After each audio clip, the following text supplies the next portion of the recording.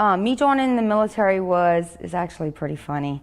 My brother was already in, and I had graduated high school in 91, and in 92, 1992, my dad was like, look, you need to figure out what you're gonna do. You're not gonna run the streets and go out all night, sleep all day, so you have a couple choices. You need to go to school and get an education, a degree. You need to either get a job, or you're gonna have to find, honestly, somewhere else to live. That's what my dad told me. So I went undesignated, which is I didn't have a certain job in the Navy, you know, like a hospital corpsman or a yeoman or electronic person, because I wanted to ship so fast. So undesignated training for me is you go work on a ship, you're in the deck department, which is you're hanging off side of the ship, you're chipping paint, you're stripping floors, you know, this and that, and you get to see what is done in the Navy, and you can make a decision of what job you want to try and do in the Navy. So it gives you that little bit of time to where I'm not stuck in a job that I picked and I really didn't know anything about it. You can go to the different departments and learn about the different rates in the Navy, and you can strike for that. So that's what I did. You know, it's not something that it's going to be 20 years of training as far as boot camp style, you know, but they put you through that training because they need to break you down, and they need to get you to where you are our family now. You know, your fellow sailors, that's who you have to have your trust in and always have their back and pay attention to detail, because if not, lives will be lost, you know, so you have to get them into that. I did not go to war. I was tagged to go to Afghanistan. They had a primary and a secondary, and I was the secondary. And I contacted the guy that was primary, and I said, hey, look, are you going? Or, you know, do you have any medical issues? What's going on? Because I need to know if I need to get my affairs in order to go to Afghanistan for this requirement that I got tagged to do. And it's actually called a mobilization. And he's like, no, I'm good to go. Everything's good. So he actually wound up going to Afghanistan instead of me. And that was the only time I was ever tagged to go to war.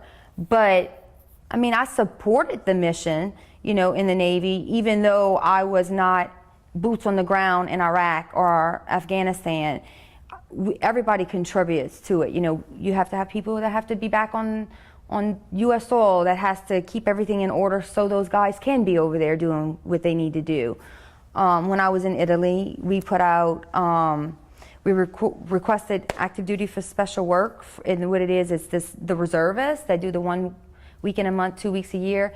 We put out for certain people to want to come on orders for 6 months to help support that on the ships that needed, you know, linguists or different types of rates that the ship only needed temporary. So they didn't want to make billets for more people on the ship because they only needed it for a certain period of time. And I mean, I aided in that and helped getting reservists to come on active duty when I was stationed in Italy for that. It's hard to make chief. It really is, and that's an accomplishment, and that's a pride and determination, and just something that you will always remember for the rest of your life. You know, they have the fraternities here at Nichols, right? And you're part of that fraternity for the rest of your life. And whether you want to be active or not in it, you know, that's your choice. But when you make chief, you become a part of the biggest fraternity in the world. And I stress that. Even though I'm retired, I could pick up a phone right now, call any other base, ask to speak to any other chief, and tell them who I am and I'm retired, and you already have that bond. That's, you know, you form bonds with people, and like I said, when you were in the military and other people are in the military, it's almost that you just have that bond, regardless if you know each other or not, and people go above and beyond to help other service members, especially if you served also. But making chief was one of my greatest accomplishments. I never thought I would make it, and I couldn't believe I did. I was so excited. I mean, I've been retired for 3 years, but I'm still mentoring sailors. I still keep in contact. They hit me up with certain things. The only problem is I have to stay up to date because, you know, publications change, and I don't ever want to give somebody the wrong information. But I never intended to do 20 years in the Navy. I never did.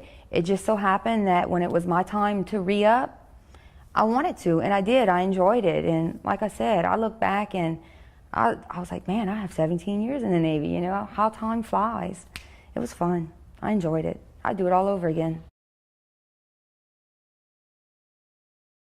She was like, well, you started, you know, working on your degree back in '07 and you're still not finished with it. And I was like, you know what, you're right, Chelsea. You know, I need to get back and I need to finish that and I need to do that. So she was one of my main motivations, honestly, to get back into school and finish a goal that I set for myself that I started back in 2007. And now I have 7 classes after this semester and I'll graduate with my degree in business management. So, and I told her, once I graduate, that's it, she's coming back.